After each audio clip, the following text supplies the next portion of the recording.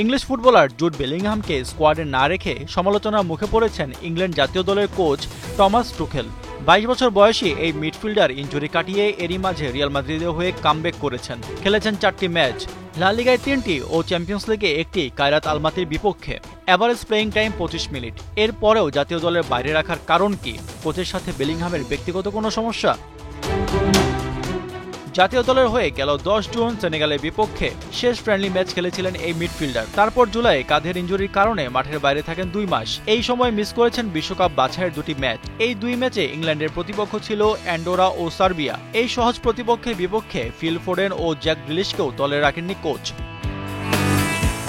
অক্টোবরে ওয়েলসের বিপক্ষে ফ্রেন্ডলি এবং লাটভিয়ার বিপক্ষে বিশ্বকাপ বাছাইয়ে স্কোয়াডে জায়গা পাননি বেলিংহাম। কোচ টমাস টুখেলের কাছে জানতে চাইলে তিনি বেলিংহামের পারফরম্যান্স নিয়ে প্রশ্ন তোলেন। কোচের মতে রিয়াল তারকা লস ব্লাঙ্কোসদের হয়ে মাঠে নামলেও এখনো ছন্দে ফিরতে পারেননি, খেলতে পারেননি পুরো 90 মিনিট। তাছাড়া শুরুর একাদশে তিনি ছিলেন একবার। অবশ্যই সে ভালো খেলে।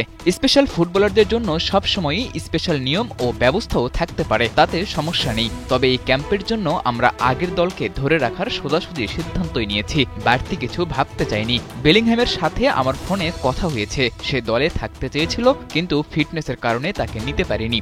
এই মিডফিল্ডারের সাথে ব্যক্তিগত কোনো সমস্যা আছে কিনা এমন প্রশ্ন করা হয়েছিল কোচকে।